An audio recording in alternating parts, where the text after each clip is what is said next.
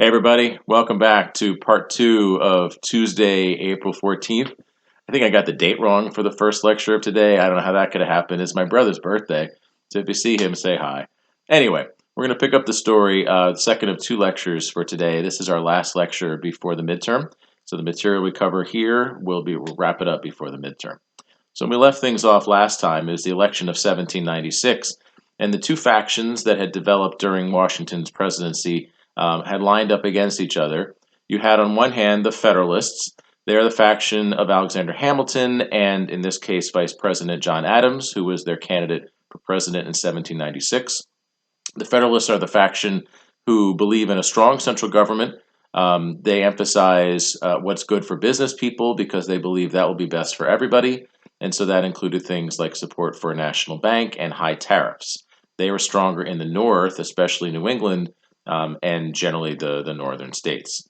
On the other side, you had the opposing faction. Remember, these aren't political parties. They're sort of points of view. They're groups, but not organized the same way as a political party is. Anyway, the other political party is commonly known as the Democratic Republicans, although it was often shortened to the Republicans and a different group than the modern Republicans. They were led by Thomas Jefferson and James Madison. Jefferson was their candidate for president in 1796. They have an opposing point of view. They were stronger in the West and the South, the southern states. They believed in a limited federal government because they were convinced that a federal government that was too strong would take away the rights of the people. And therefore, they emphasized the states because they felt since the state governments were closer to the people, they would be less likely to trample on the rights of individuals. So their emphasis was on the common man, particularly farmers, because the vast majority of Americans at this point were farmers. And they hated the national bank. They hated the idea of the tariffs. And on foreign policy, were also opposed to the Federalist point of view. The Federalists were supporting the British, and the Democratic Republicans were supporting the French. So it was a nasty, nasty election. Lots of mean things were said on either side. But when all was said and done, because he held on to the New England and the rest of the upper northern states, Federalist candidate John Adams was elected president, and Democratic Republican candidate Thomas Jefferson came in second, which made him the vice president, which was very strange. And not long after that, the Constitution had a change with an amendment that was ratified so that presidents would have a running mate, as opposed to having this awkward inconvenience of having a political opponent as their vice president. But for the rest of Adams' term, he is going to have Thomas Jefferson, his former friend and now bitter enemy, as his vice president, which is a strange position to be in, indeed. Now, the country was really very much divided and almost evenly divided. As you look at the politics here in the 1790s, the Federalists and the Democratic Republicans more or less split the country down the middle if you had public opinion polls. But the way that election of 1796 worked out, even though the country itself was divided, the national government was not. So the president elected in 1796, taking office in 1797, is John Adams, and he's a Federalist. The House of Representatives and the Senate both came out of that election with, although thin, still Federalist majorities, which meant that the Federalists now control two branches of the three branches of the government. And the Federalists have complete domination on the courts, even though the courts weren't considered that important. Nevertheless, that branch of the government was essentially all Federalists because the only president so far to appoint anyone to the federal courts had been George Washington, who was essentially a Federalist, although he never officially joined their group. And then once John Adams comes in, then he began to appoint Federalist court justices and judges as well. So, although the country is very divided, the Federalists came out of that election of 1796 with domination of all three branches of the government. And from that point on, we're convinced that the country had had a chance to choose which way it wanted to go and had chosen them.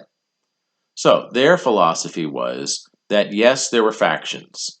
During Washington's presidency, as the factions grew up, there were Federalists, there were Democratic Republicans, and then the election happened, and then the people chose them. And as far as the Federalists were concerned, they were in power, which meant that therefore they were the government. And for anyone to criticize their faction and their beliefs would not just be criticizing their faction and their leaders, but the government and indeed even the Constitution. So they have a very different idea of politics than we do today, where although you may belong to one political party or another, or lean in one particular direction or the other, you have to be really, really fervently a believer in your particular political party to believe that the other political party shouldn't even exist. But that was essentially how the Federalists came out of that election.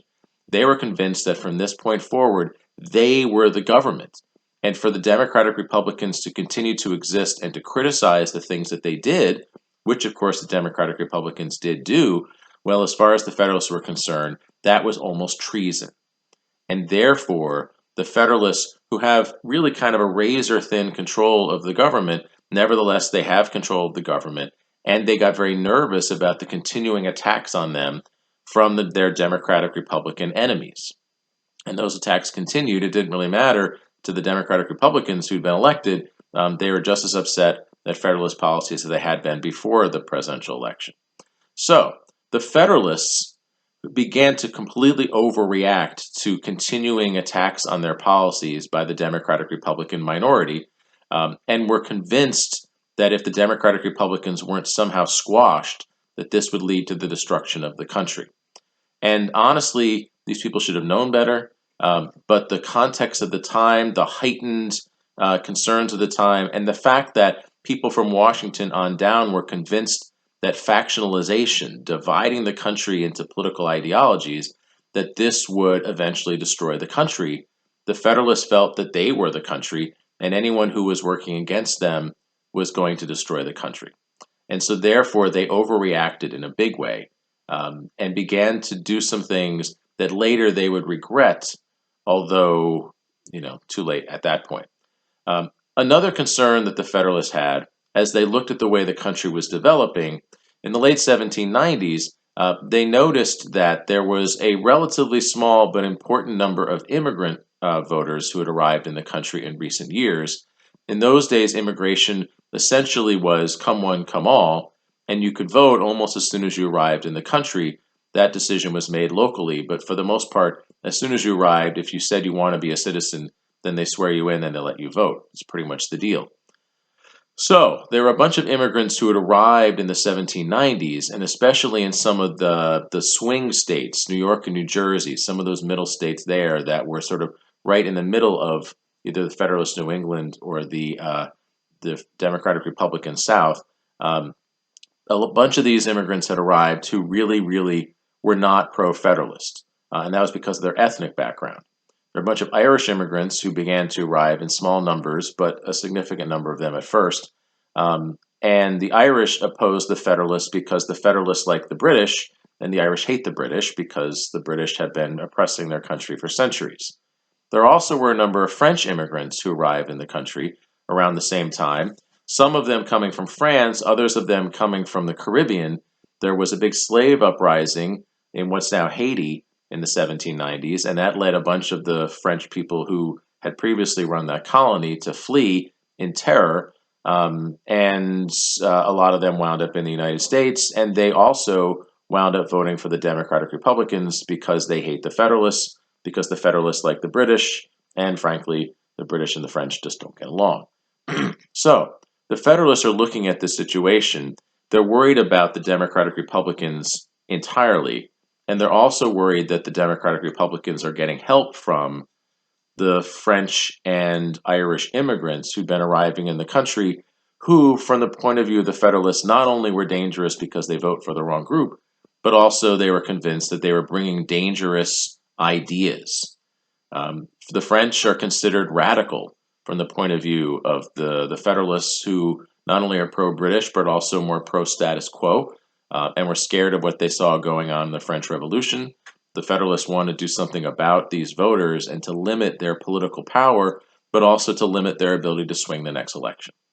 So, again, there's an overreaction that's going on here among the Federalists, who it turns out are the group that believes more heavily in the government getting involved in people's lives anyway. But they pulled a major blunder with a series of laws that they passed in reaction to the continuing Democratic-Republican criticism of their government and their politics, and also the fact that the Democratic-Republicans were getting support from immigrant groups who the Federalists did not trust. And that may sound familiar. So, there are a series of laws that were passed in 1798, passed through Congress, and signed into law by President Adams, who honestly should have known better because they are a grievous violation of American civil liberties, no matter how you slice them. But Adams was convinced, as the other Federalists were, that the Democratic Republicans were out to destroy the country. He has taken to carrying a gun around because he's absolutely convinced that the Democratic Republicans are going to come try to get him at some point. And honestly, he should have known better. But things were just so overheated in this period that he overreacted to. So, there are 4 of these laws that together are called the Alien and Sedition Acts, passed in 1798, passed through Congress. The Federalists voted for them. Democratic Republicans don't, but since the Federalists have a majority in both houses, they passed through Congress, and then went to the president, who signed them into law, and then they went into place in 1798. As I said, there's 4 of them. They're a package deal. And I'm going to go in order. This order makes sense to me. First is the Naturalization Act. Naturalization, which some of you may know specifically, but others of us should understand the concept anyway. Naturalization is the process by which a non-citizen becomes a citizen. So if you're born somewhere else and then come to this country and want to become a citizen, then there's a process that you go through, and that process is to be naturalized. Previously, there had been fairly limited rules about how naturalization worked, mostly at the local level, but pretty much the deal was that you could become a naturalized citizen in a very short period of time, and you could vote almost as soon as you arrived, as long as you said that you wanted to become a naturalized citizen. Well, the Naturalization Act says that any newcomer arriving in the United States from another country can't become a citizen of the United States until they've been here for 14 years, which is a really long time, much longer than had been the case under the previous sort of minor rules. And so clearly this is an effort to limit the political power and the political influence of these immigrants who the Federalists didn't trust. Now, the second and third one will make sense if you get some idea of the context of what's going on here. The French and the British were continuing to fight overseas, and both of them were trying to get the Americans involved. The French spent the later years of Washington's presidency doing all kinds of strange diplomatic things the textbook can give you more details about, and I don't need to get into. And then early in Adams' presidency did some similar things, so they were trying to influence American public opinion and trying to use kind of back-channel diplomacy to get the Americans to come in on their side against the British, all of which backfired, particularly with the Federalists, who didn't trust the French at all.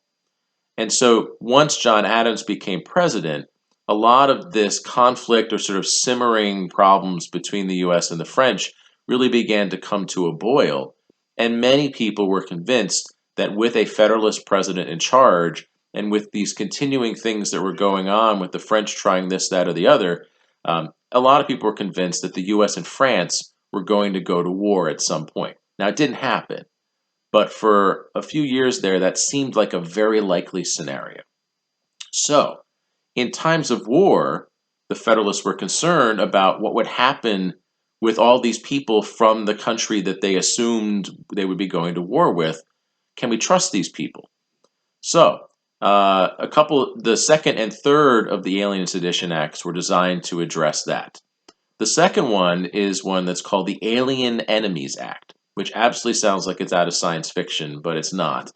In this case, an alien is a legal term, which means a citizen of another country living in this country.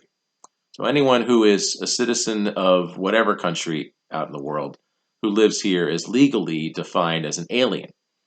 Now, an alien enemy in this context is a citizen of another country if the U.S. is at war with that country. And again, the assumption was the U.S. was going to go to war with France pretty soon. And so at that point, if the U.S. went to war with France, then all citizens of France living in the United States would be qualified, would be categorized as alien enemies. So, in the event of war, citizens of the country the United States goes to war with, all those alien enemies, they would now fall under the Alien Enemies Act, and under that law, the president could order them all to be rounded up, deported, or arrested with really no sense of due process. There's no hearing involved. It's basically the president or people who work for the president have the blanket authority to arrest or round up any such people. And this law, therefore, is being saved to be used when and if the U.S. went to war with France, which it didn't, but it could be used. In the meantime, though, there are all these French citizens living in the United States whom the Federalists really didn't trust, especially because they assumed that there was going to be war with France in the meantime, and these people are potential spies or in some way problematic, and people that they just didn't trust the existence of them in the country. And so, in the meantime, between now and whenever the war breaks out, which it didn't, then there was the Alien Friends Act. Okay, so an alien is a citizen of another country, lives here. An alien enemy is a citizen of a country that the U.S. is at war with. An alien friend, therefore, is a citizen of a country that the U.S. is not at war with. Although I got to say, if this is how you treat your friends, I'm a little concerned. So, under the Alien Friends Act, the president had broad, sweeping authority to order the arrest and rounding up of anyone he considered suspicious if they were a citizen of another country, even if the U.S. was not at war with them. And so this law could be used in advance of the war.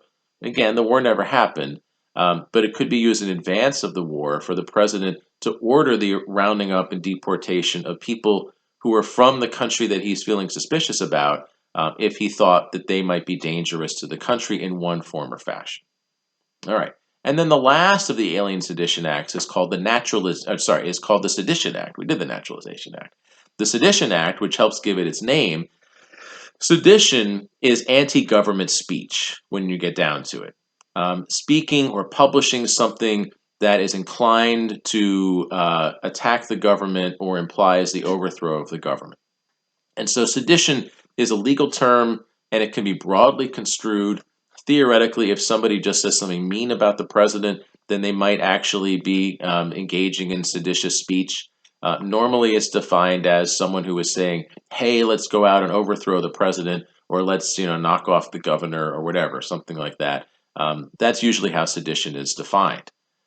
Under the Sedition Act of 1798, this, sedition was defined much more specifically as any spoken or written word that opposes an act of the president, a law passed by Congress, or a decision by any federal court. Anyone who did any of those things, oppose a presidential act, oppose a law passed by Congress, or oppose any court decision made by the federal courts, anyone who did any of those things would therefore be committing a seditious act under the definition of the Sedition Act of 1798 and would be subject to arrest, which could lead to long prison terms or a significant fine. Now, all of those put together, were clearly designed by the Federalists as a way to attack their enemies, to minimize the people who they thought were out to get them, to minimize the overseas immigrants who they didn't trust, especially the ones who were voting for their opponents, and also to minimize the chance the Democratic Republicans can attack them.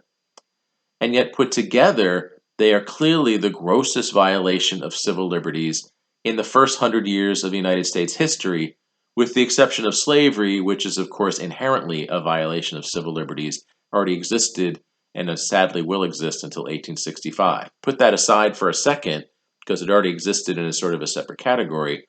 Of the actual laws passed by the U.S. government in the first 100 or so years of its history, Alien Sedition Acts, by definition, I would say, the grossest violation of civil liberties that the government attempted. Which makes you wonder, first of all, how this sort of thing got through the Supreme Court. Because if it's, certainly the Sedition Act clearly seems like a violation of the First Amendment, and some of these other things seem a little shaky as well. How did that go? And if you're asking yourself that, I congratulate you, but I would also say that there's nothing really the courts had to say about it. Because as I said, the courts were dominated by Federalists. And so they're not going to have any political objection to these laws being passed. Furthermore, if you're thinking, well, the courts could do something about this because they could overturn it, that power doesn't exist yet. It will exist. The courts will get that power. And in fact, it's coming very soon. But at this point, it didn't exist, which means that even if a Democratic Republican tried to challenge the Sedition Act in court, the courts really wouldn't have been able to say anything about it other than, well, that law was interpreted the right way or the law was interpreted not the right way. So that's problematic. It's also worth noting that these four laws were passed as a package, and I've put them in an order for a particular reason, from what I would say least worst to worst worst. The Naturalization Act, although pretty mean to the immigrants, does play an actual role that one could imagine the government's job is, which is to define how people become citizens of the United States. Whether 14 years is a little bit draconian, I will leave for you to decide. But that is a legitimate government power. You could make a case for the Alien Enemies Act because in time of war, there are heightened suspicions and fear of espionage and so forth, although the broadness of it and the sweeping scope of it is a concern. Certainly by the time you get to the Alien Friends Act, the fact that the president theoretically could have used this to round up hundreds, if not thousands, of French citizens living in the U.S. who had done nothing wrong is very much a concern. And then, of course, the Sedition Act, clearly on the face of it, is unconstitutional, a violation of one of the most basic civil liberties in the Bill of Rights. Certainly, no question, although, of course, the Federalists would disagree with me. In that order, they start from not great all the way down to pretty bad. And as it turns out, the Federalists really understood that as well. The two less dangerous, the Naturalization Act and the Alien Enemies Act, were written so that they would exist forever. Eventually, the Alien Enemies Act was not overturned, but the Naturalization Act was changed in later years. But it's supposed to just keep on going.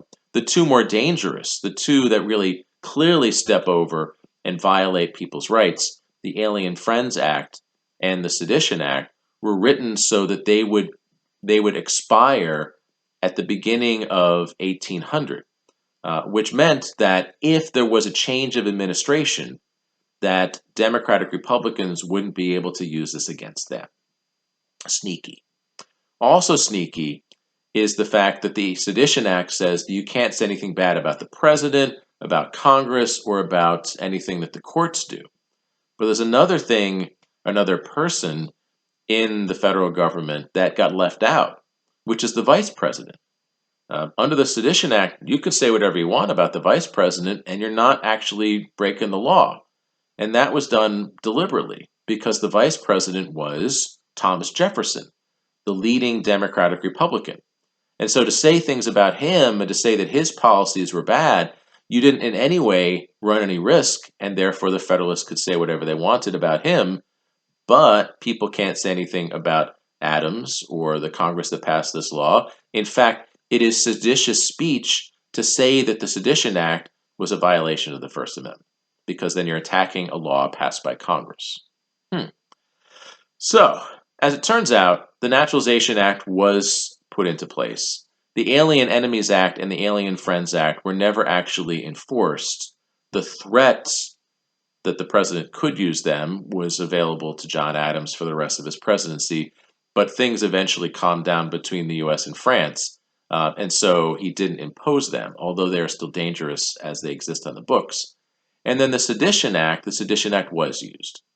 The Sedition Act is clearly an incredibly dangerous idea, a terrible idea, really, for any Congress or any political leader to pass if they believe in any kind of constitutional rights. And some congressmen who had opposed the Sedition Act went back to their constituents and told their constituents Congress had just passed this terrible law, and a couple of them got arrested. A couple of Democratic Republican congressmen got arrested for saying after the fact the Sedition Act was a terrible idea, and many other people were arrested as well. There were newspapers that supported the Democratic Republicans. They opposed these laws, and they got shut down and their publishers thrown in jail. There were other individuals who opposed either the law itself or some specific individual things that the Federalists stood for, who themselves got arrested and thrown in jail for a period of time and fined. And all in all, the Sedition Act has a very chilling effect on freedom of speech, which is very dangerous for a country that is supposed to be predicated on the idea of civil liberties and the rights of the people. So, to give you some idea of just how bad this is, there were dozens of prosecutions under the Sedition Act as the Federalists made an effort to try to clamp down against their Democratic Republican rivals, but sometimes it just went a little bit cuckoo, and it was cuckoo in the first place. But the most extreme example of what happened is the story of just a regular, ordinary guy named Luther Baldwin.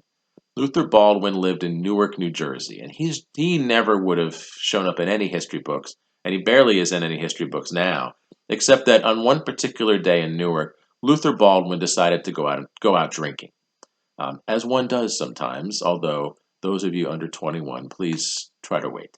It's illegal. So Luther Baldwin is out drinking, and he's bar hopping and having a great time, and he's going up and down the all of the bars on one side of the town, and he's forgotten that this is a big day in Newark, New Jersey, because it's the day the president is coming to town to visit.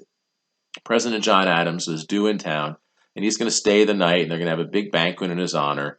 And the plan is that when he arrives, they're going to have this big celebration. So Luther Baldwin has completely forgotten about that. He doesn't care. It's not his business, and he's just out there to get drunk. And he's walking into the last tavern, and he's got his last nickel in his hand, and he's being handed a beer by the bartender at the last place that he's gone to for the day. And just at that moment, on the other side of town, President John Adams arrived, at which point the 19-gun salute, 21, I don't know, but 19-gun salute is what they shot off. And essentially that means that 19 cannons suddenly got shot off all at the same time. And Luther Baldwin was so startled that he dropped his beer onto the ground. It smashed. The beer sort of soaked into the ground, and that's the last of his money. And this is a terrible American tragedy. I think we all can agree. Well, Luther Baldwin's response to this 19-gun salute after he got over crying over his beer spilled on the ground was something on the lines of, "What was that?" And his friend who was standing there said, "That must be the cannon that they shot for the president."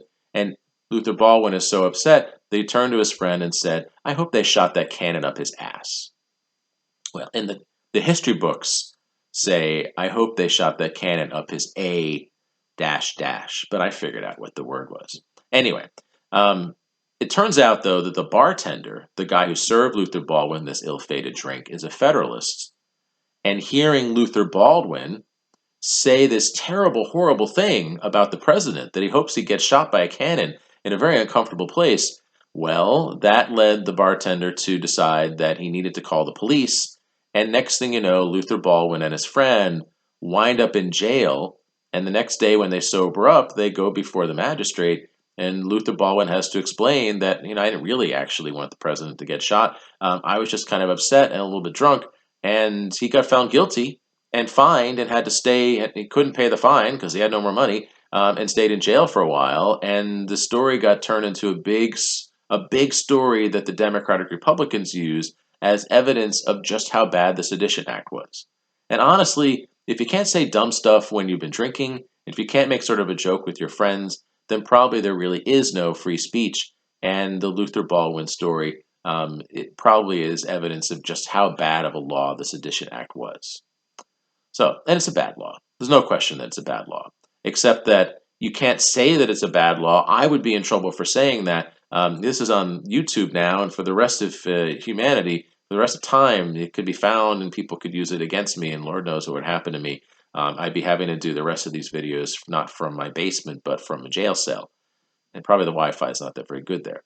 So, what are the Federalists going to do?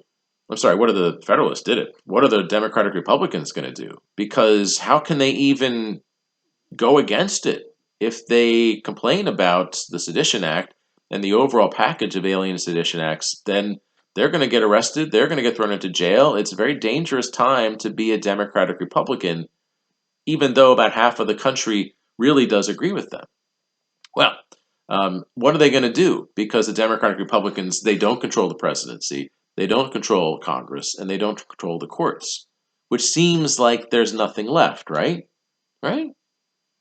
And if you think that, then you have forgotten an important thing about the way the federal government works, which is that it's not just the federal government, that we have a federal system where there is power shared between that central government, president, Congress, and courts, and the states. The states have power. The states have a say. And the states are where the Democratic Republicans went. Specifically, Jefferson and Madison, the two main leaders of the Democratic Republicans, realizing that they are in sort of a dangerous position. They couldn't really speak out, and also Jefferson is in a weird position as the vice president anyway. They couldn't really speak out against these things that the Federalists were doing, but they did have allies in the state governments, particularly the more southern and western governments, where the majority of the people were Democratic Republicans like them. And the president can't go after, the federal government can't go after the states. That's not really possible short of some sort of insurrection or something like that. So this is the way they can go. And so Jefferson and Madison got in touch with political allies in the state legislatures in Virginia and Kentucky, two of the more dominant Democratic Republican states. And eventually, these two guys, Jefferson and Madison, drafted some resolutions that the state legislatures issued as sort of a statement. They're not laws, they're not anything binding. These are things that we believe. We, the state government of Virginia or Kentucky, these are things that we believe. They were written anonymously behind the scenes by Jefferson and Madison. That came out much later, not that much later, but came out somewhat later. But in the initial instance, it's just Virginia says this and Kentucky says that, which is a safe way to, in some way, speak out against the Alien Sedition Acts because a state can't actually get beaten up by the federal government the same way an individual can. You can't arrest a whole state and throw them into jail.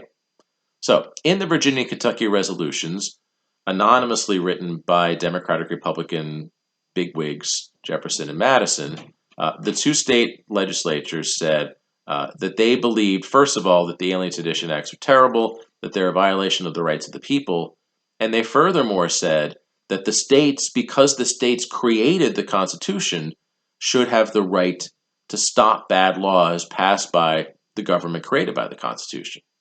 The thinking there is that since the states had to ratify the Constitution, that therefore they created it or they allowed it to exist, and they reserved the right to step in if the national government, the federal government, if it ever overstepped its bounds of authority.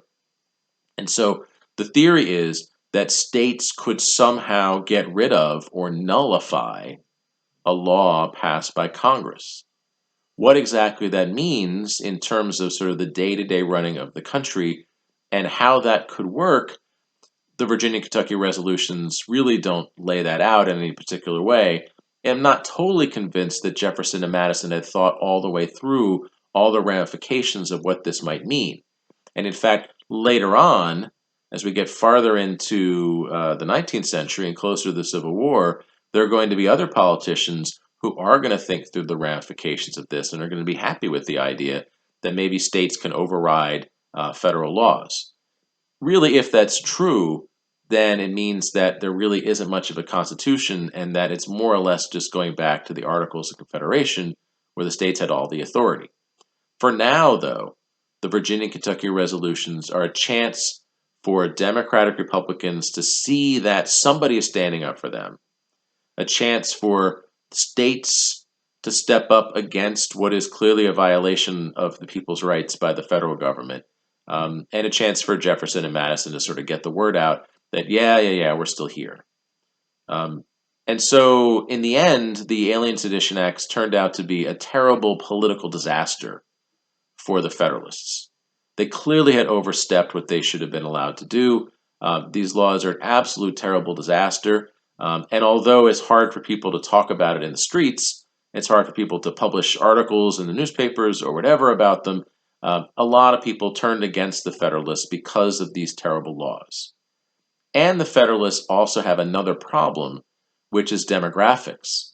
The Federalists are strong in New England. The Federalists also have some strength in some of the mid-Atlantic states. The Democratic Republicans are strong in the South and in the West, and the West is the key because the West is growing. In fact, there already had been the addition of new states in the West as expansion began to take place. Kentucky wasn't one of the original 13 colonies, and that has already been added. And more people are moving west of the original states. And as they moved there, and as new states slowly began to be added, the way the numbers worked out, those states wound up being more pro Democratic Republican just based on the breakdown. More farmers there is really what it comes down to. And so if the Federalist strength is going to be New England, New England's not growing. But if the Democratic Republican strength is going to be the West is growing. And therefore, between 1796 and 1800, another state or two had been added, and those are Democratic Republican states. And really, honestly, it doesn't look that good for Federalist chances. It's just worth thinking about for a second that none of this was supposed to happen if you'd listened to James Madison during Federalist Papers number 10. Madison said, the way the Constitution works, no one party should ever, or one group should ever be able to take over and push the other guy around, because partisanship really shouldn't lead to one side having the say forever, and there should be different coalitions and so forth. He was convinced that the Constitution would work for the benefit of the rights of everybody because of the way politics would sort of shape out. Didn't look that way during the Alien Sedition Acts. And so this is the first test of the Constitution, and it doesn't look that good. But the election of 1800 provides a chance for a do-over, because in the election of 1800, the Federalists again support John Adams. This time he's the incumbent president. And the Democratic Republicans supported Thomas Jefferson. And so you have this weird quirk where the president is running against the vice president. This time, even though it's hard to campaign as a Democratic Republican, this time the Democratic Republican candidate won, and Jefferson defeated Adams in the rematch in 1800 in one of the closest elections in American history, but still, when all is said and done, the Democratic Republicans this time had triumphed. And their success is partly because people had turned against the Federalists because of their dumb law, and also because more and more people are moving to the places where the Democratic Republicans' ideas are more successful. And in fact, after the election of 1800, the Federalists are going to get weaker and weaker. Their moment really had passed. They had a brief shining moment in the 1790s, but because their strength was in New England and the rest of the country kept expanding, eventually, as you get farther and farther into the early decades or so of the 1800s, the Federalists will never really keep expanding with the rest of the country. And there's a reason why you never heard of them as a political group. They're not going to last that much longer. After the midterm, I'm just going to annihilate them. But that's coming a little bit later. They don't know that's going to happen. All they know is that in the rematch in 1800, the Democratic Republicans defeated the Federalists, and the Federalists have to accept the fact that this time the people have chosen somebody other than them, and maybe that's not how politics works, where the people just choose one time. So, after the election of 1800, there is a peaceful transfer of power, which itself is sort of an extraordinary event. I'd say in some ways the election of 1800 may be one of the most important elections in American political history, because prior to that in the history of the world, it is very hard to find, maybe impossible to find, an example of two political factions or two political rivals who fought it out, and then the group in power lost an election, and then gave up power. In fact, it's still very hard to find in the world today. It is very, very unusual outside of probably 15 or so countries where political opposition groups are able to get in power, or sometimes the other group falls out of power or whatever. Most of the world, the group out of power, the only way they can get into power is through force. But here in the election of 1800, even though the Federalists were convinced that the Democratic Republicans would destroy the country, even though in the political rhetoric in 1800 during the campaign, the Federalists said, don't vote for the Democratic Republicans because they're going to change the national language to French and they're going to set up the guillotine. And Thomas Jefferson is crazy radical. Even though the Federalists said that and they believed it, after the election was over, Adams said, well, that's that. The people have spoken, and was able to accept the fact that he'd been defeated, and the Federalists handed off power to the Democratic Republicans in early 1801 when Jefferson got sworn in.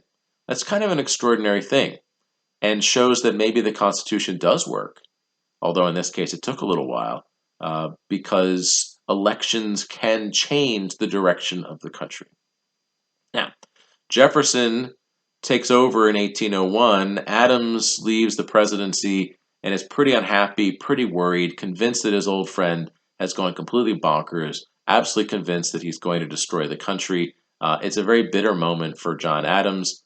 He serves only one term as president, repudiated, had made the terrible decision to support the Alien Sedition Acts, and as it turns out, is going to be the last Federalist president because his faction became less and less important to national politics, which must have been a bitter blow and very tough for him. However, you may be glad to know that as time went on, and after Jefferson, it turns out, didn't destroy the country, even though Adams didn't approve of some of Jefferson's policies, the two old friends did reconcile later in their lives. They became friends again, never political allies again, but they became friendly again. And by a weird coincidence, totally weird coincidence, they actually died on the same day, which is pretty odd. You know, a couple of guys who'd known each other for all their lives wind up dying on the same day. That's pretty weird. By a weird coincidence, the day they died was the 4th of July, which is really weird because Jefferson basically wrote the Constitution and Adams was the other guy who helped write the Constitution back in 1776, or sorry, the Declaration of Independence. So that's weird. 4th of July. And what's even weirder is they die on the same 4th of July exactly 50 years after the signing of the Declaration of Independence that they had both been so important in the drafting of. That's a weird coincidence. I don't know what to do with that. It's just a weird thing that happened in American history. And to show you how much they had reconciled, Adams' dying words were something on the lines of Jefferson still survives. Little did he know that Jefferson had actually died a few hours earlier. They don't have CNN in those days, and so they didn't know that Jefferson had actually died already. But it's nice that his final thought of his life was to think about his former friend. So, going back to actually Jefferson being president now, Jefferson, among other things, is the first president who spends his entire presidency in our neck of the woods in Washington, D.C. I mentioned in the last class how the decision had been made to move the capital to the banks of the Potomac, partly on the Maryland side, partly on the Virginia side, although the Virginia part eventually went back to Virginia, but they didn't know that at that point.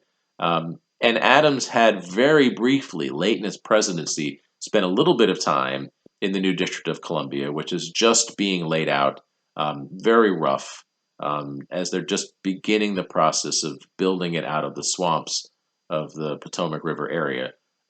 But it's going to be Jefferson who's going to spend his entire presidency in Washington, D.C., and he hated it. He despised it. He really didn't really like being president in the first place, but he especially hated Washington, D.C., and in some ways is the beginning of a long-standing tradition where people hate Washington, D.C. If you live in D.C., of course, you feel very defensive about it. If you live in the D.C. area, you probably feel pretty defensive about it, even if you don't go into the district all the time, which a lot of people who live in Montgomery County don't. But it's there, and it's the city. It's the reason, really, why we all exist here in this part of the country. But there is an anti-Washington sentiment that is very strong and starts almost from the very beginning. And Jefferson, the first president to spend his entire presidency there, is one of the initiators of it. He hated the city, was convinced that it was a terrible place. He hates all cities, and especially hates this city, which he thinks of as sort of dreary and horrible.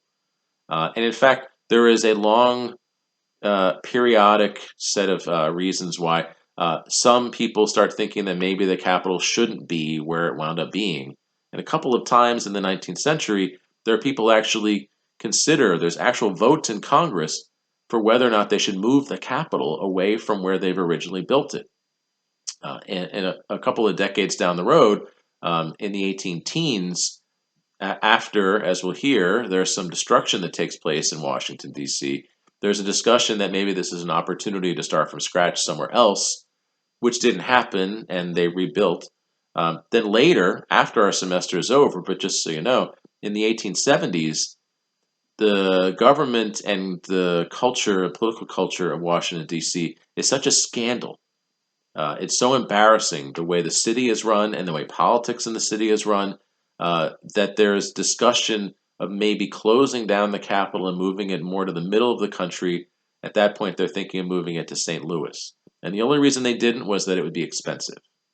There's a tremendous amount of anti-Washington sentiment, and partly that's because people sometimes resent the government itself, but also because there's a lot of reasons to dislike Washington itself because it is built in a swampy area.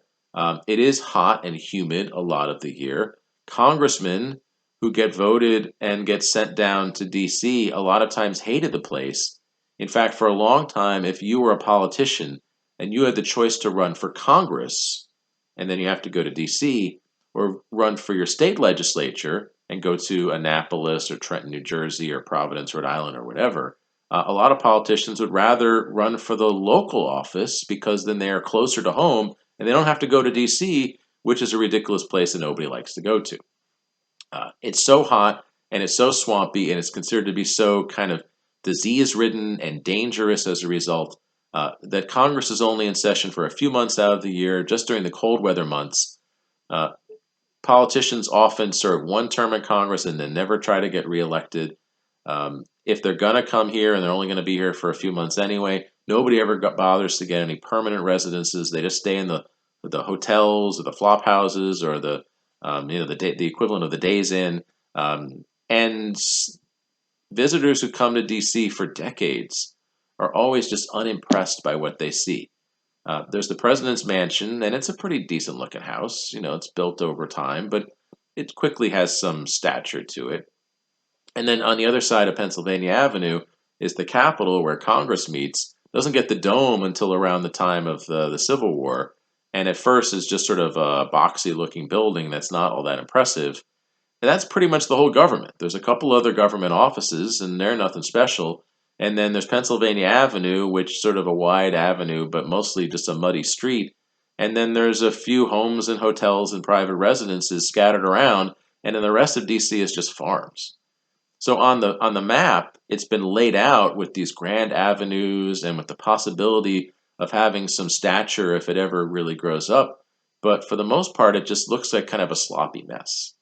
And although, it's really the reason why we're all where we are, if there hadn't been the capital of the government in this area, it's not likely there ever would have been any kind of major expansion in the size of the number of people, and Montgomery County would never have grown up the way it did, and so forth. We should be thankful that it's there, and yet so many people resented it and hated it and despised it and looked down on it. Still today, a lot of people do, and that dates back to the early 1800s, to the early days of Washington, D.C., a place that Thomas Jefferson lived in and hated from day one.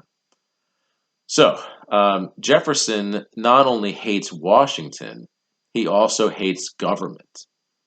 And that's a philosophical thing, because Jefferson believes that the Alien Sedition Acts are proof that the Democratic Republican philosophy about government is correct, which is that the government that governs best is the government that governs least. They were convinced, Jefferson and the other Democratic Republicans were convinced, that a limited federal government was the only kind of safe federal government. And so Jefferson, while president, tries to make sure that the government does as little as possible. He personally doesn't want to do that much. He believes the president shouldn't do that much, but he also believes that the federal government as a whole should not do very much. And his basic feeling, his philosophy there is that the government should cut back to the bone. and just do the bare minimum that it's required to do by the Constitution and leave the rest up to the states because the states are safer. The people have more influence over the states and will be able to stop state governments from doing bad things because the state legislatures are their neighbors, whereas Congress is all the way down in DC where nobody really ever sees them. So, Jefferson's goal is to cut back the government as much as possible. As it turns out, Jefferson and his 2 terms of the presidency is just the beginning of a period where the Republicans, the Democratic Republicans, his faction, they dominate presidential and really national politics for pretty much a generation, allowing these Jeffersonian ideals of a limited government to truly flourish. So, Jefferson, as it turns out, he's elected in 1800 in that key turning point election of 1800, and he'll be reelected in 1804. Then his Secretary of State and best friend, James Madison, was elected to follow him in 1808, and he'll get reelected in 1812. So now you've got 4 straight terms of Jeffersonian Republicans. Then James Madison's Secretary of State and fellow Virginian, James Monroe, got elected in 1816, and he got reelected in 1820. And so there were 6 consecutive terms of Virginians, Democratic Republicans, they're all practically neighbors, all the same basic philosophy, who dominated presidential politics anyway for the first couple of decades or so of the 1800s. And these guys, first with Jefferson and then the others who followed him, they all believe in the Democratic Republican philosophy of a limited federal government. So, to give you an idea of just how limited that is, I've got some figures for you from 1816, which is kind of at the peak of this Jeffersonian reduction in the size of the government. In 1816, the entire budget of the U.S. government was $15 million, which, although there's been lots of inflation, and so $15 million went a lot farther back then than it does now. It's still just a tiny amount of money. I forget the last I checked, it's like $250 million or something like that. And, for that, you could barely pave a few roads these days. And certainly that's an indication of a very small, limited government that's not doing very much. It's not raising that many taxes. It's also not doing much because it doesn't have any money to spend on doing things. The entire federal payroll in Washington, D.C. in 1816 was 500 people. So other than the president and the Supreme Court and the senators and congressmen who, they're sort of a separate category, but the people who actually work for the government, 500 people, which honestly, their senators now have got a staff of like 500 people. It's a tiny little thing. It's divvied up so that the Army and the Navy each have a few dozen each to run the entire Army and Navy. Congress has a staff of like 20. The president has a staff of 2 people. There's 2 people who work for the president. That's the entire executive mansion staff. I like to think that's one guy to answer the front door and one guy to answer the back door. I mean, I don't know. The Supreme Court has a staff of 1, which means that all the justices have to do all their own research, and then they get that one guy and they sort of send him to go look at the law books for them. The Attorney General has no staff at all. He is the entire Department of Justice. So the government is very limited. And in fact, this really sets the tone for the relationship between the government and the people for most of the century, probably until the early 20th century. Generally speaking, with the exception of times of war or other major national crisis, when the government has to expand to kind of meet the needs of the crisis, and then afterwards generally reduces back down to a smaller size. Other than wartime, the federal government followed these Jeffersonian principles for basically a century. A limited federal government, a government that did not do very much, a government that did not spend very much money, a government that was not particularly active in most people's lives, especially farther west in the more agricultural states, where a lot of people wind up moving to, and eventually sort of the center of the country in many ways sort of shifts to. The farther you get away from Washington, D.C., and the farther away you get from the East Coast, the federal government is so remote, it has almost nothing to do with your lives, except in times of war, which happen from time to time.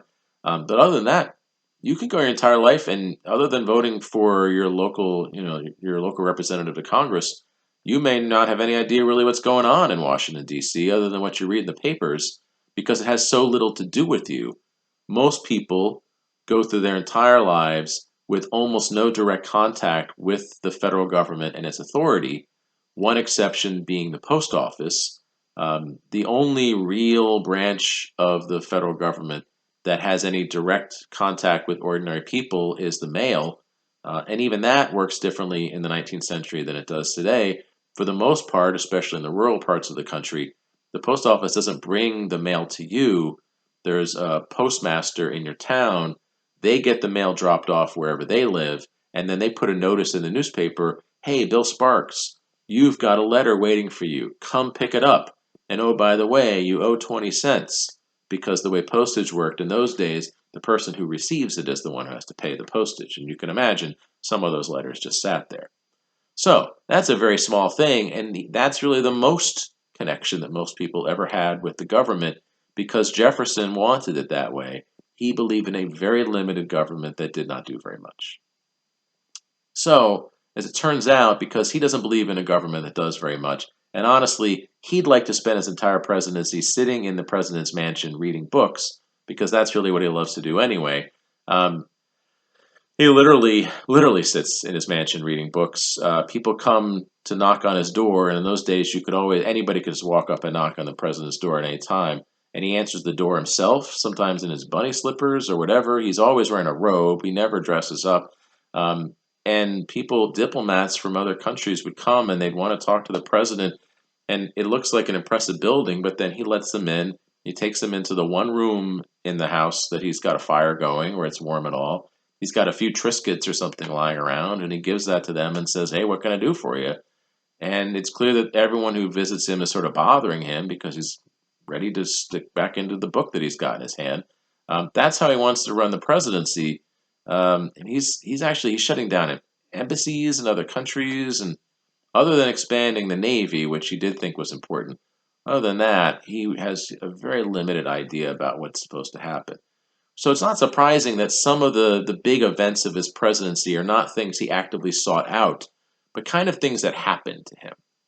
And although I will say his response is generally not bad, but he is not actively trying to make policy the same way other kinds of presidents are thought of as, as trying to reform this or act on that or whatever. His basic theory is do as little as possible and don't mess it up, and so then he does as little as possible. So that leads to one of the first big events of his presidency is a thing that kind of happened to him. It's connected to politics, and it's also connected to the legal system. There's a big court case that got decided by the Supreme Court in 1803 that happened to Jefferson. He sort of stood there and watched as it happened. It's first connected to this change of administration that happened between Adams and Jefferson. After the election of 1800, and before Jefferson and Adams became friends again, Adams was convinced that although the voters had spoken, and they clearly want Jefferson as president, and they're willing to try the Democratic Republicans, Adams is convinced the Democratic Republicans are terrible.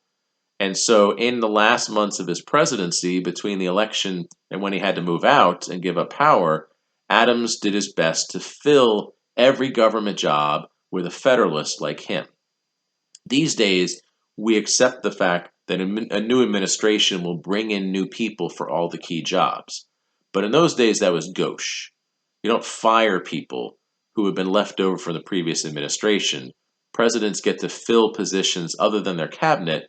Everyone else in the government, all the other government jobs, they get to fill those jobs only if there's a vacancy. So people quit or die. And so if Adams can fill up all those government jobs before he leaves office, then he was hoping he could minimize the damage that Jefferson and the Democratic Republicans could do. And so that was what he was scurrying around doing in the months between Election Day in 1800 and when new President Jefferson got sworn in early March. In those days, inaugurations were in early March. So, filled every possible government job he could with Federalists, and he did a good job in filling them. And late in his presidency, he then turned to not typical federal jobs, but to the jobs running the District of Columbia. Because not as obvious today, but still true, but very obvious back then, is the fact that the District of Columbia is basically completely run by the federal government. It is where the government is, but it is also essentially under the federal government and bossed around by the federal government, in some ways almost a territory or like a colony of the federal government. And if you see the license plates in DC that talk about taxation without representation, that's what they're talking about. Congress has a lot of authority still to tell the local government in DC they don't like this particular law or they don't like this particular policy, and it's only slowly and begrudgingly over the years that Washington, D.C. has gotten any kind of rights to have its own mayor and its own city council and to pass local laws and so forth. But Congress still very much has oversight in a way unlike anywhere else in the country. Well, back then, Congress, the federal government, completely ran D.C., which meant that appointing people who run the day-to-day affairs in the city was also something that President Adams could do. And so late in his presidency, he did such and tried to make sure that the local government would also be filled up with Federalists, including, at almost the last possible second, a small judicial position called a Justice of the Peace. Not an important job. Really, if you're making a list, it'd be pretty low on the totem pole of all the possible kinds of authorities that there are in the city.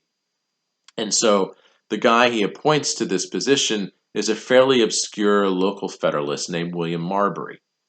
Marbury is told that he has been appointed by President Adams at the last possible second to be the Justice of the Peace for Washington, D.C., but unfortunately for him, it happened so late that although Adams planned to give him the job and began the paperwork to give him the job, he ran out of time and never finished the paperwork, which means that Marbury knows he's supposed to get the job and Adams intended for him to get the job, but Adams had to leave office before that all happened, and then the new administration came in. And the new president, President Jefferson, moves into the executive mansion, and then his staff go about the business of getting the country, sort of taking the reins of the country and picking up from the previous administration. And among the paperwork they found left lying behind was the paperwork where President Adams was appointing William Marbury to this local position in D.C. The Secretary of State, James Madison, Jefferson's best friend, the Secretary of State is in charge of dealing with this paperwork. And so he is supposed to then finish filing the paperwork to give William Marbury this job. But Madison said, well, why should we give this guy this job? He's a Federalist. We don't like the Federalists. And so since the paperwork had never been finished, James Madison refused to finish it, and they eventually appointed somebody else to the job.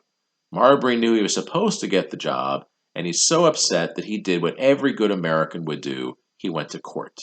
And this, of course, is the great American dream, that someday you will be able to have your day in court. Marbury sued James Madison.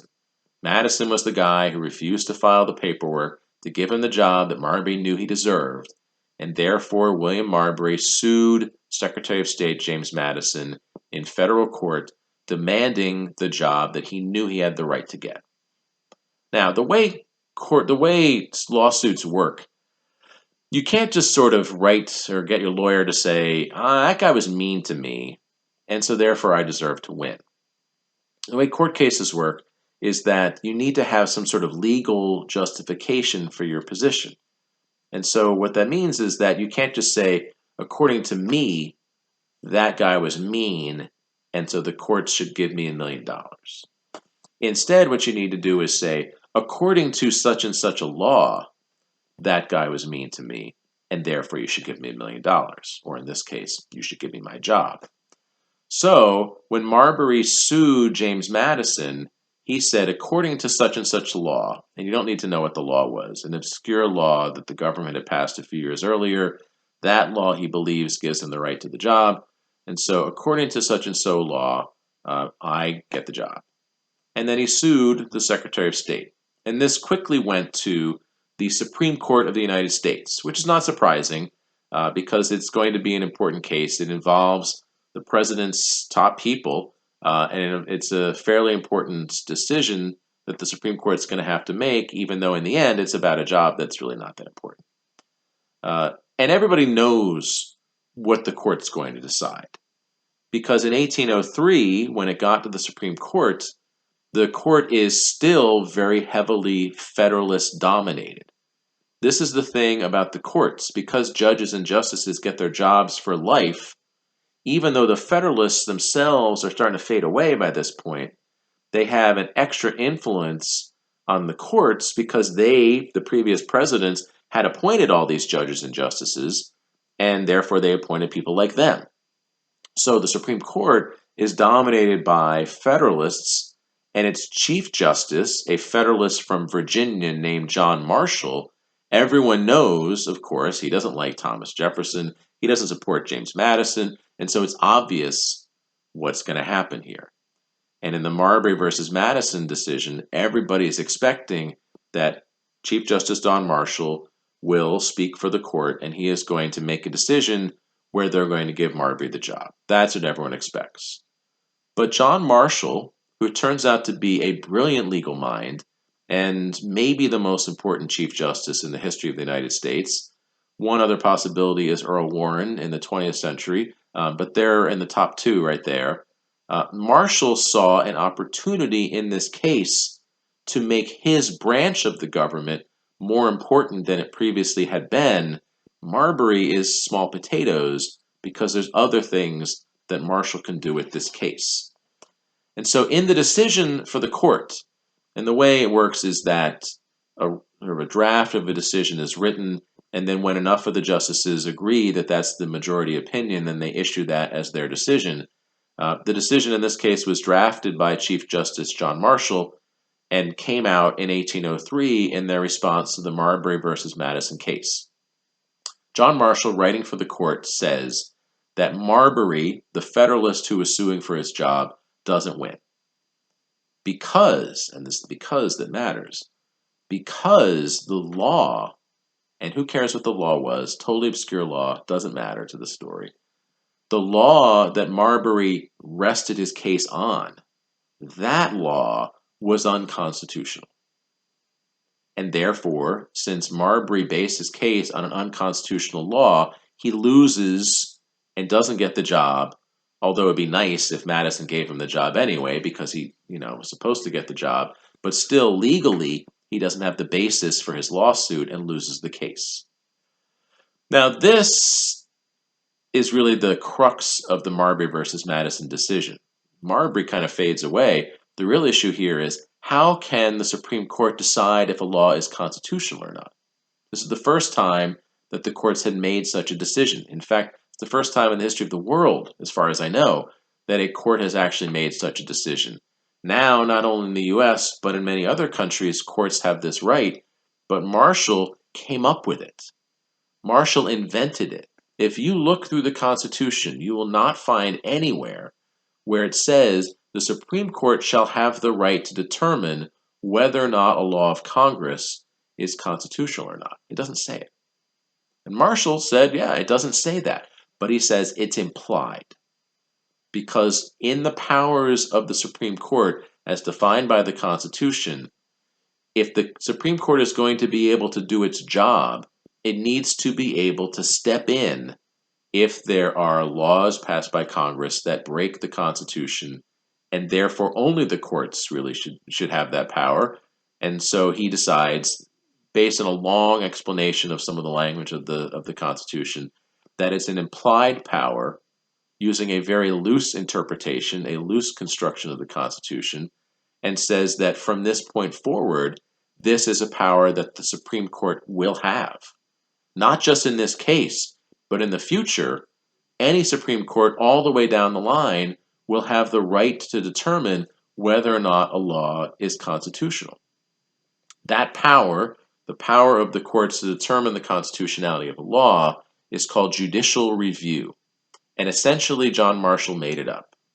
It comes out of the decision in the Marbury versus Madison decision, and in the process, Marshall, Chief Justice John Marshall, has made his branch of the government much stronger than was originally intended. Because if the courts can stop a law passed by Congress and signed into law by the president, then the courts have an extra veto in the whole process of making laws. Essentially, he's created a new check in the checks and balances system and given him the check. And from that point on, the courts of the U.S. are much stronger than they were intended to be. The federal courts, and specifically the Supreme Court, by getting this power that John Marshall essentially came up with, the courts here are much more powerful, at least in theory, than they were intended to be, and really than the courts in other countries were really ever expected to be. Now, this power, the power of judicial review, was kind of a scary idea. And in fact, although the courts, in theory, have the right to determine constitutionality, they don't actually act on it for decades. But it's there as a potential power, and it's one of the ways in which Marshall, as Chief Justice, will find opportunities to make his branch of the government more powerful, and also later to keep some of the Federalist philosophies alive. Other court decisions that he will make for the next couple of decades will infuriate the Democratic Republicans who are convinced that Marshall is out of touch with the times. Marshall speaks for a very pro-business, pro-big government point of view when that's very much out of fashion with the other branches of the government. So, Marbury versus Madison, a big moment in the history of the courts. If you ever go to law school, your first case that you will discuss in constitutional law, God help you, because it's a long, complicated story, and some law professor is going to call on you and ask you to explain it, and hopefully do a better job than I just did, because, I did my best, but I'm not a lawyer. All right, the thing about that decision is that it makes Jefferson and Madison very angry, because they recognize that John Marshall has given himself more power, and yet there's nothing they can do about it because they won. That's the brilliance of this decision. Not only if they lost, there was nothing they could have done about it anyway, because you can't go above the Supreme Court, but in this case they won. They have nothing to complain about in theory. They don't want Marbury to get the job.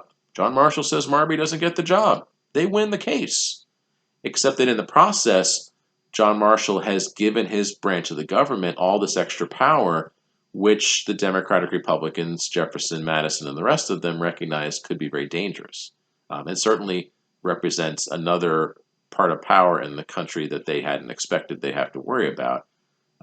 It makes them angry, it worries them, but the irony here is that they actually were the winners. So in the long run, the Marbury versus Madison decision is going to make our courts much more important to our politics than are the courts in other countries, including in England, where they're important but are still fairly reserved and separated out from day-to-day politics. One of the main issues in any presidential election, certainly in the last few generations, has been the Supreme Court, because it is clear that a president of one philosophy or another will have in their one or maybe two terms a chance to really alter the direction of the Supreme Court, possibly for a generation. And because the courts here have so much power compared to other countries, that ever since Marbury versus Madison has been a very, very important thing indeed. Okay, that would kind of happen to Jefferson. Yes, his election set in motion the things that led to it, but it wasn't something that he actually started. And that, in a similar way, there's a foreign policy development that sort of happens to Jefferson that he's in the right moment and is able to take advantage of, but is really not the initiator in any way. And this has to do with France. The French Revolution went a lot of different directions, went pretty haywire after a while. And after a long period of sort of up and down and some chaos and internal and external problems and so forth, ultimately, one of the generals in France took over the country and ultimately declared himself as the Emperor of France and then tried to take over the rest of Europe. This, of course, is Napoleon Bonaparte, not Napoleon Dynamite. That's a totally different story. Napoleon Bonaparte took over France in 1799 and continued the war that the French were having against the British, except this time it looks like he knows what he's doing. It didn't work out that well against the British, and he never was successful against them. But in various other ways, in other parts of Europe and in other parts of the world, Napoleon was very successful indeed for a while, and France and the French Empire under Napoleon was very successful, won a lot of wars, won a lot of battles, expanded a lot, got a lot of territory. For a while, Napoleon is the big scary dude of Europe, although he's not that big, sort of a short guy. So Napoleon clearly is an expansionist, and he's got his eyes all over the world. He's always up against the British. He can never quite figure out a way to get around them or to beat them, but everybody else kind of falls under his sway, and he is very successful, except against the British for a long time here. Again, the British expect that the Americans are going to help them in this, and the Americans say no, and the French expect that the Americans are going to help them in all this. The Americans say no. The Americans' plan is just, we're going to stay out of it. We're just going to do our thing and trade with you both. Well, Napoleon had big ideas, but big ideas require money. And he's got a lot of big ideas. He's trying to take over places in the Middle East. He's thinking maybe he can get India. He's trying to take over a lot of Europe. He's eventually hoping he can launch an attack on Great Britain. He wants to get some of the stuff in the Caribbean. That slave revolt that took place in Haiti is something that's bothering him. He'd like to get that back.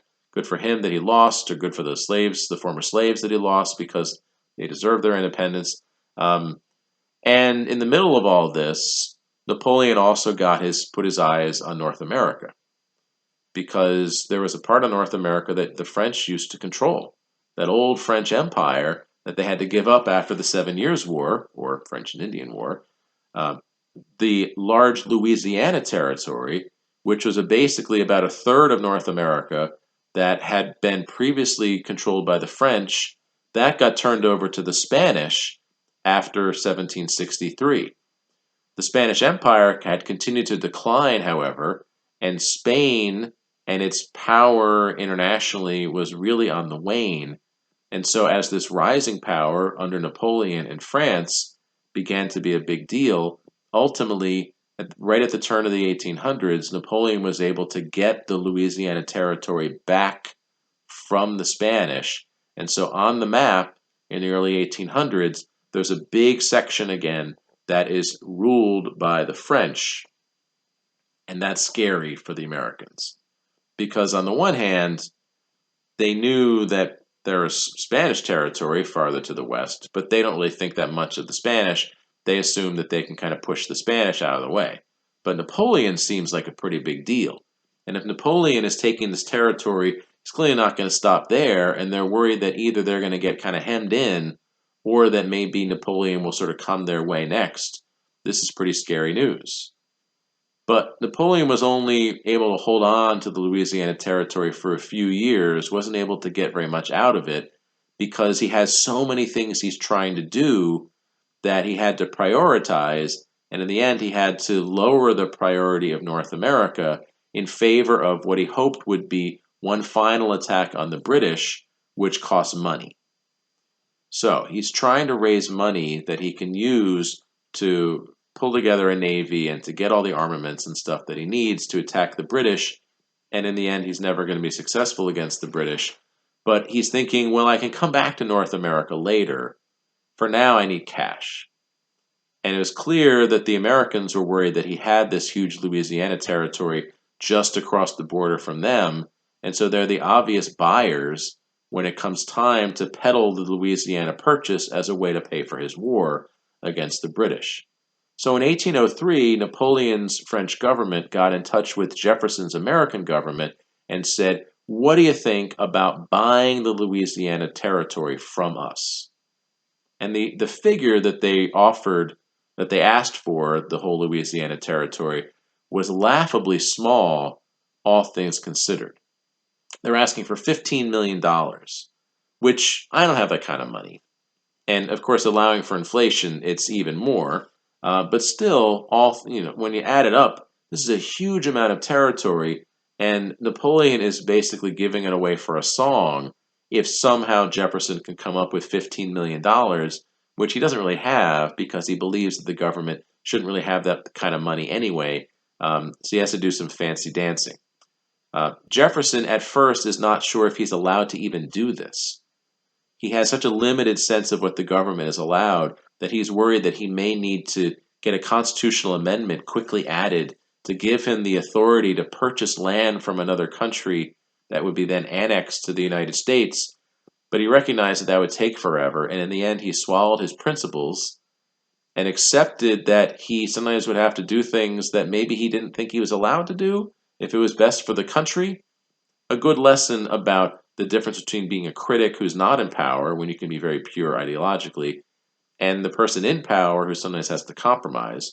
Jefferson made the right compromise here and somehow found the money, scraped together the $15 million, gave it to Napoleon's French government, and then the U.S.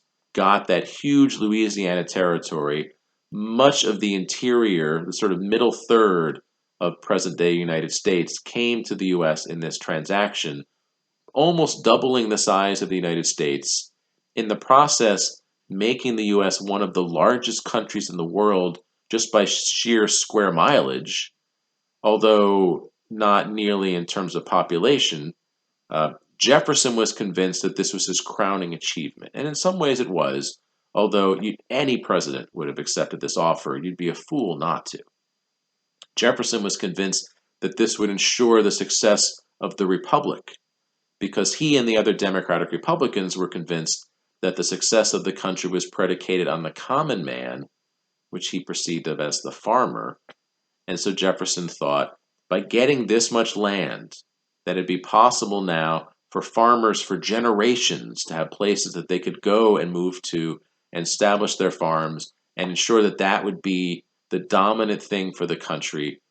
He, after purchasing Louisiana Territory and looking at the size of it on the map, he said it would take America 1,000 years to encompass this territory. He underestimated a little bit the grabbiness of the Americans by about 950 years or something like that. And it's worth pointing out that there are Native Americans living in that land already.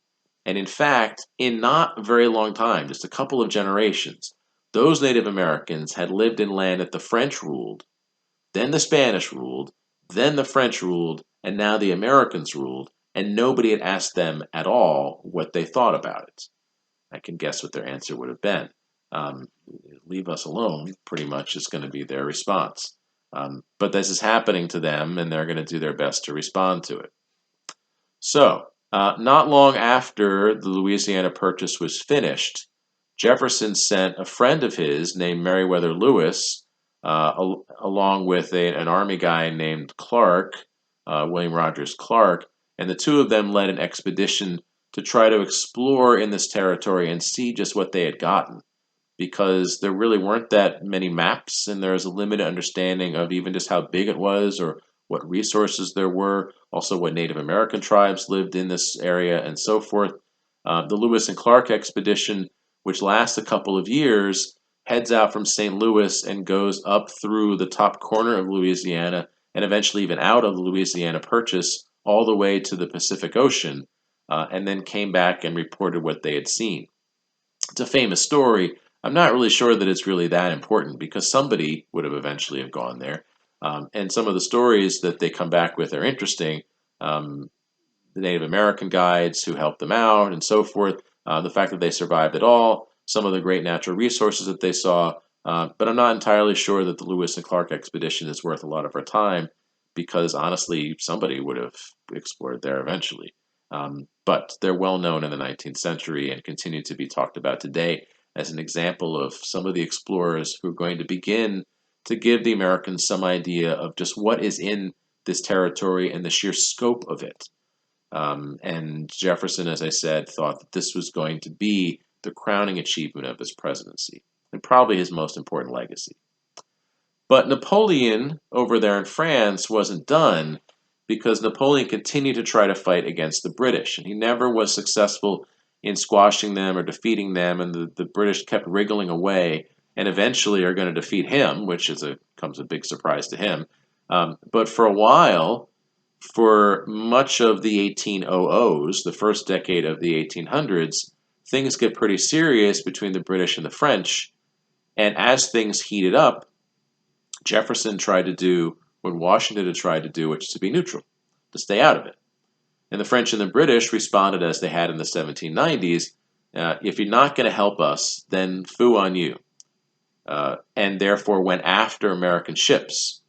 So although the U.S. was neutral, and therefore by all the rules then and now should be allowed to do business with both sides, because the U.S. was very weak, and because the French and the British resented the Americans doing business with their enemies, then it was French policy and British policy to harass American ships at sea and to try to stop them from doing business with their enemies, which is totally against the rules, but there was nothing that Jefferson or his administration could do about it. So British ships would attack American ships that they thought were on their way to France, and French ships would attack American ships that they thought they were on their way to England. And along the way, they also picked up again the process of kidnapping American sailors that they'd been doing the last time fighting had heated up in the 1790s. So the impressment of American sailors, which is to say kidnapping of those sailors, is happening by both the British and French navies under Jefferson's presidency, and there's nothing to do about it. He complained, he protested, he tried every diplomatic trick in the book, but basically the French and British government's response was, try to stop us. You can't do anything about it. So there's a lot of resentment, a lot of anger at the weakness of the American government in the face of what are clearly illegal acts on the part of these two European powers. And Jefferson eventually decided that the only response was to use economic leverage against these two countries. So in 1807, after several years of these attacks on American ships and the kidnapping of American sailors and the complete ignoring of American rights as a neutral party, finally Jefferson supported the passage of a law in 1807 called the Embargo Act. An embargo is when you don't buy stuff from someone else. You're not going to do business with them. You're not going to trade with them. You're not going to let anything come in from them. Specifically, what's happening here is that under the Embargo Act, the U.S. will not buy things from either the British or the French. That stuff's embargoed. It's got to stay out. Unless one or the other of them change their policies, at which point then the Embargo Act wouldn't affect that country, and then they could bring stuff in from whether it's France or England, whichever one blinked first. The theory here that Jefferson and his allies are using is that the British and the French needed American business, and they need American products, and especially American raw materials, and therefore they would see that they needed that stuff, and therefore they would change their policies and let the U.S. do business as a neutral party and not keep kidnapping their sailors. So the idea behind the Embargo Act, which Jefferson fully supported, was that the U.S. should use economic leverage to get these two major world powers to kind of cool down and to let the Americans act the way they're allowed to act. Unfortunately for Jefferson, the Embargo Act was a major failure. It turns out that the U.S. needed to do business with the British and the French a lot more than the British and the French needed to do business with the U.S. They can get the stuff they buy from the Americans elsewhere. The Americans cannot get the stuff they buy from the British and the French elsewhere. If they stop buying it, then it just doesn't exist. It's not going to be replaced, and the U.S. economy, which is based on trade with these major powers of Europe, basically crumbles to a halt. Already struggling because of the fact that their ships are sometimes being attacked, now the port cities, especially the big port cities like Boston and New York and Philadelphia, their economies basically just screech to a halt. Particularly bad for New England because its economy is almost completely based on trade, but bad for all the port cities up and down the Atlantic coast. Their sailors out of work, tens of thousands of sailors who don't have a job because there's no ship for them to go on. It's a major recession in the port cities. Merchant banks and merchant businesses just shut down, go bankrupt. A major ripple effect throughout the economy. American manufacturers who sometimes ship overseas don't have those customers. And even the farmers, who you might think don't really care, They don't have any business that they can sell into the big cities because people in the big cities are hurting so much that they can't afford to buy these extra food items. So all throughout the U.S. economy, the Embargo Act has a very negative effect. And in fact, it was such a failure that shortly after Jefferson left office, they got rid of it, admitting defeat, but without having solved the problem. The British continued to do what they were doing, and the French continued to do what they were doing. And the Americans have no leverage and really no opportunity, and they're getting kind of frantic. In fact, they're getting so frantic that they're starting to get desperate, and they're starting to think about fighting for their rights. The guy who takes office after Jefferson is Jefferson's best friend and former Secretary of State, James Madison, who had been there since the early days of the Constitution and, is one of the leading lights in the country. Jefferson takes office with this as the big issue. They tried to use economic leverage against those two countries who were acting kind of as bullies. That didn't work. And now there's a lot of people in the country who are pushing him to do something more forceful. To his credit, Madison didn't particularly want to fight against those countries. And because he had lived through the American Revolution and had seen just how awful a war can be, and also recognized how lucky the Americans got the first time, and didn't want to take chances on that again. But as his first term continued, he's elected in 1808 and then takes office in 1809. As the years of his first term went on, things were getting really, really bad. And in particular, the French began to lose, and so the French stopped doing it as much, but the British continued to interfere with American trade and to kidnap American sailors, and a lot of people in the country are pushing him to do something against the British.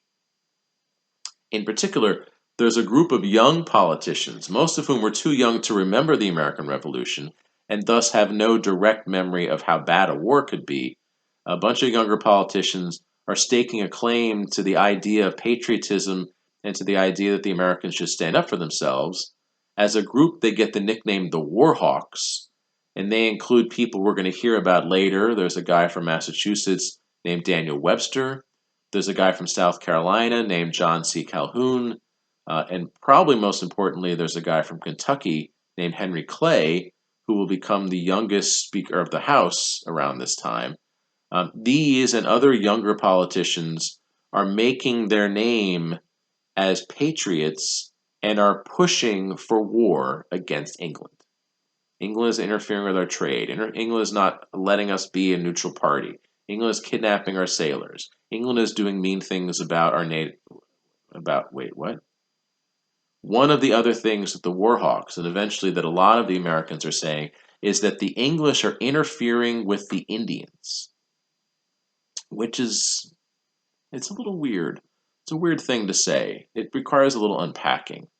Let's move away from the coast and away from where this stuff is happening with the ships and all. Let's move into the interior and look at the Native American tribes in the places where the white people are starting in large numbers to show up, where they have been doing that for centuries now, and where the tribes had always done their best to defend their land and their way of life against this incursion by white folks who, let's be honest, don't care that much about the Native Americans and are pretty much just there to take their land.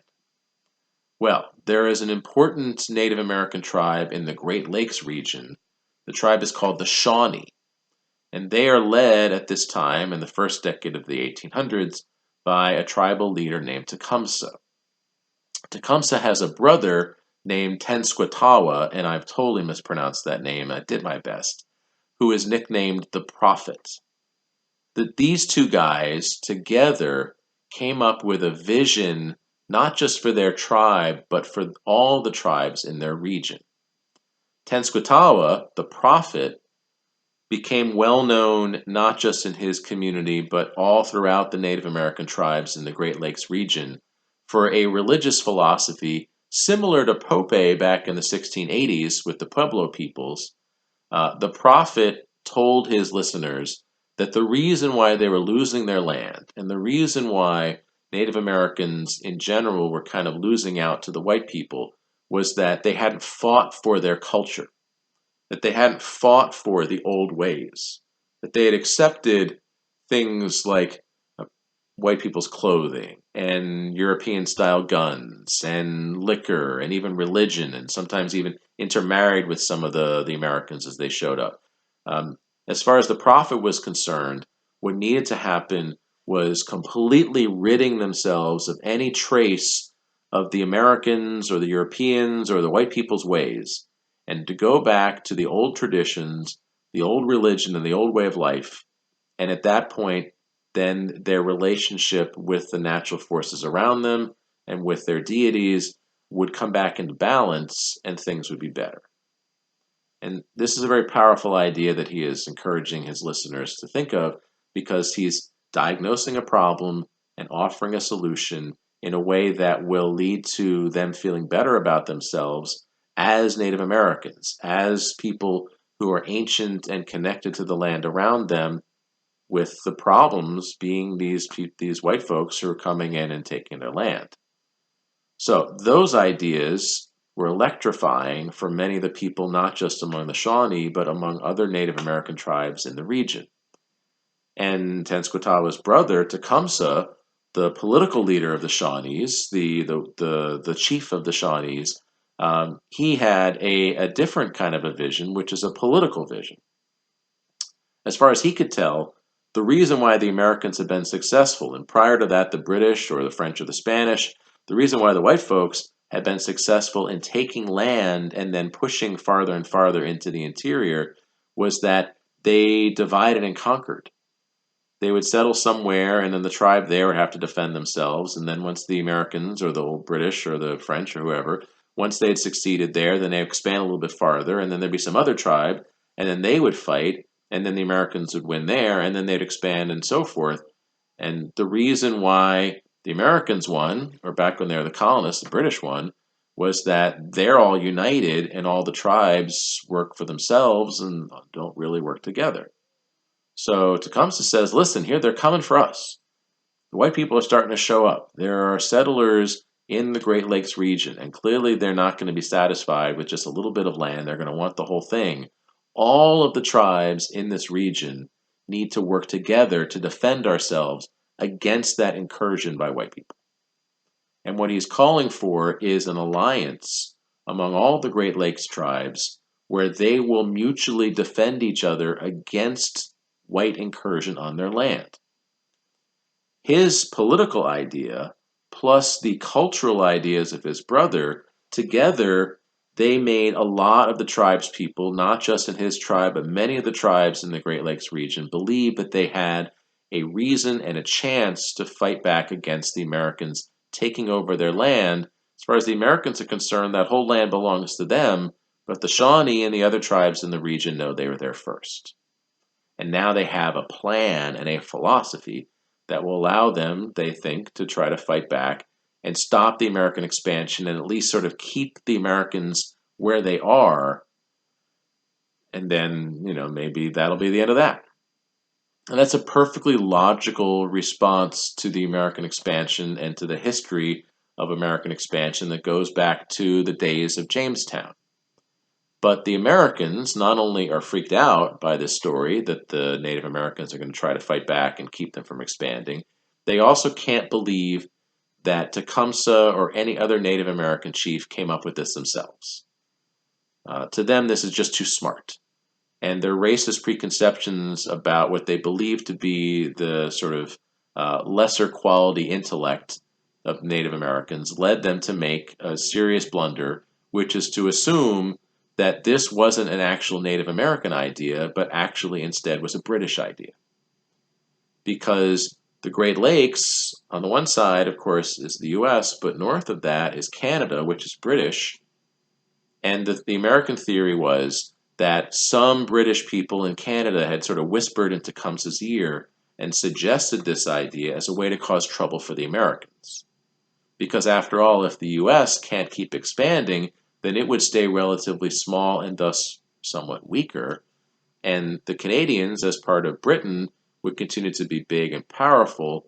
and therefore this would work to their advantage. That's the American theory. They don't have any proof for it other than it's clear to them that no Native American would be smart enough to come up with this idea, and they think that all the pieces fit together. It's not true at all, but that's what they believed. Now, in 1811, Tecumseh, after having succeeded in putting together a coalition of Native American tribes in the Great Lakes region, then left his brother in charge and traveled south. There were other tribes that he wants to bring into this network a little bit farther south in places like Alabama, Georgia, places like that. And he goes on a big diplomatic mission that's going to take a while. While he's gone, his brother is in charge, and the white people in the region kind of took advantage of Tecumseh being out of town. There's a conflict that happened in a particular town that led to a counter conflict, and eventually the Native Americans, led by the prophet Tenskwatawa, not Tecumseh, who's the real war chief, wound up fighting against the white people led by the governor of the Indiana Territory, a guy named William Henry Harrison. And there's a battle at a place called Tippecanoe, which is named after a river in that part of the country. And in the battle, the Americans defeated Tenskwatawa, the prophet, and the rest of his Shawnee warriors. When Tecumseh came back and saw how devastated his people were, he realized that the only chance they had to keep the coalition together was to get outside help, and thus, after the Battle of Tippecanoe and the failure, his defeat at Tippecanoe, Tecumseh went and did get British help, and from that point on will be a British ally. But that wasn't originally intended. The Americans are convinced that he'd always been part of the British anyway, or the British are telling him what to do anyway. This is sort of a self-fulfilling prophecy. In the war that follows, Tecumseh is going to fight against the Americans in the War of 1812 and scare the heck out of them until he gets killed during the war, and then afterwards Americans name their kids after him, which is weird. Anyway, William Henry Harrison, the guy who led the Americans against the Shawnee at the Battle of Tippecanoe, wound up becoming a very famous American, partly for that and partly for some other exploits, and will eventually be president, partly based on his fame and fortune in that event in 1811, which is going to eventually help make it possible for the Americans to push through these tribes just as Tecumseh had feared. So that's a developing story out west. And the Americans in the rest of the parts of the country, they can't figure out why this is happening. How are the Native Americans getting so smart? How are they getting so savvy? Clearly the British put them up to this. And therefore, when the Warhawks are pushing for war against the British, they added this to their list. And they're pushing. They're telling the president, we have to go to war against the British. We have to go to war against the British. We have to stand up for ourselves. We have to show them that we're not a second-rate power. We have to show them that we understand what our rights are. We can't let them push us around like this.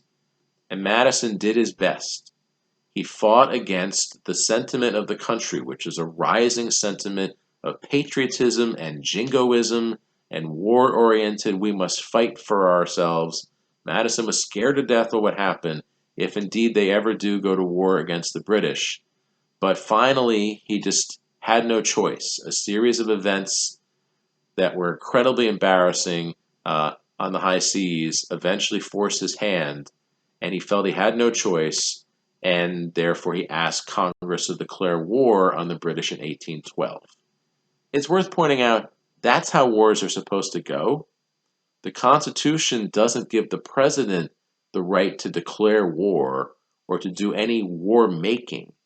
Instead, it is Congress's job to declare war, at which point then the president as commander-in-chief will make decisions about policy and strategy in conjunction with the Army and the Navy and the Marines and whatever else. Air Force came much later. That's how it's supposed to work. That's how the Constitution is supposed to work. And that has largely been ignored by the presidents at least since the 1950s.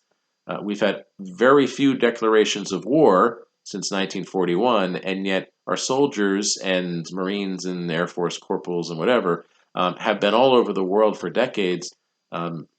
We've kind of forgotten about that part of the Constitution, but Madison remembered it, and Madison asked Congress for a declaration of war. They're ready for it. The Warhawks have been begging for a chance to go to war against England. And in 1812, the U.S. declared war on England with the three justifications being the English have been interfering with American trade, the English have been kidnapping American sailors, impressment, and the English have been interfering with Native Americans within the confines of the U.S. Thus begins the War of 1812, one of our sillier wars, and we've had some pretty silly wars. We're going to tell the story of the war in the next lecture, which means that we're done with the material for the first half of the semester. Last thing you need to know, probably Battle of Tippecanoe, I think is the last thing on the list. We'll pick up after the midterm with the War of 1812, the strange decade of politics that followed, and many, many other events after that. But for now, we're done. I see you soon. Have a good time. Study hard. I'll talk to you midterm time. Bye.